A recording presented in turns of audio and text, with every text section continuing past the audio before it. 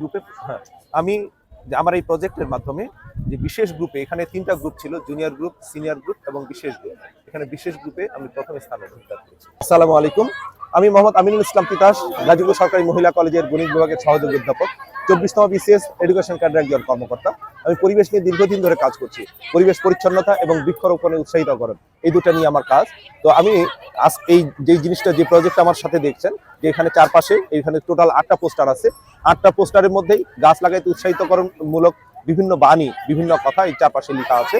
তো এই কথাগুলির মাধ্যমে যে যে আমাদের চারপাশটা কিভাবে ঠান্ডা রাখা যায়, কারণ আমরা প্রত্যেকে যদি আমরা খেয়াল করি, আমরা ছোটবেলায় যে যার এলাকায় আমরা যে গাছ বড় বড় গাছগুলি দেখেছিলাম, সেই গাছগুলি এখন আর নেই। ছোট আমাদের পপুলেশন বাড়ছে, নগরায়ণ বাড়ছে, কমছে শুধু গাছ। তো এই যে গাছ কমে যাওয়ার কারণে যে আমাদের পরিবেশ কিন্তু ধীরে ধীরে গরম হয়ে যাচ্ছে। যেমন এইবার এই কয়েকদিন আগে যে তাপ প্রবাহটা গেল, তো এটা কিন্তু এক অন্যরকম ছিল, যেটা আমরা কখনো এতটা ফেস করিনি। অনেক অনেক বড় রেকর্ড পরিমাণ গরম ছিল। এবং আমরা খেয়াল করি যে প্রতি বছর যে তাপ এমনভাবে বাড়ে, এই তাপ বাড়াটা বিভিন্নভাবে আমরা বিভিন্নভাবে ক্ষতিগ্রস্ত হচ্ছি। কৃষিকাজ বলেন, সেচ বলেন, তারপরে জনস্বাস্থ্য বলেন, এবার হিট স্ট্রোকে অনেকজন মারা গিয়েছে। এটা কিন্তু অনেক বড় অ্যালার্মিং। গোটা বিশ্বে আমরা গোটা বিশ্ব বিভিন্নভাবে উত্তপ্ত হয়ে যাচ্ছে। যে এবং প্রতি বছর আগের বছরের চেয়ে, প্রতি বছরের জুন মাস, জুলাই মাস, প্রত্যেকটা বছর আগের বছরের চেয়ে গরম হয়ে যাচ্ছে।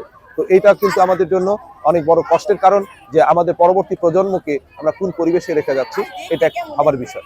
তো যাই হোক, তো আমরা যে এটার থেকে আমাদের ব্যক্তি পর্যায়ে আমরা কি করতে পারি, সেটা চিন্তা থেকে, চেষ্টা থেকে আমি এটা নিয়ে কাজ করছি।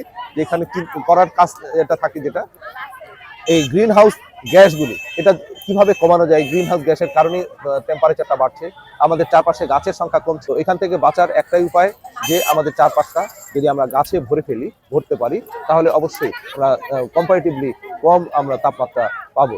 তো এটা থেকে বাঁচার জন্য আমি আমার সবাইকে, সব লেভেলের মানুষকে আমি উদ্বুদ্ধ করি যে আমাদের চারপাশ যেখানে পারি, আমাদের যদি সম্ভব হয়, সেখানে গাছের সংখ্যাটা যেন বাড়ানো যায়। তো যাই হোক, আমরা যে যার অবস্থান থেকে চেষ্টা করব যে আমাদের পরিবেশটাকে সুন্দর করার জন্য, আর ছায়া ঘেরা গাছে ঢাকা হওয়ার জন্য। তো সবার শেষে আমি বলবো যে আমাদের সকলের চেষ্টা, সুন্দর হবে দেশটা। ধন্যবাদ সবাইকে। আসলে স্যারে এত সুন্দরভাবে একটু উপস্থাপন করলো পরিবেশ নিয়ে।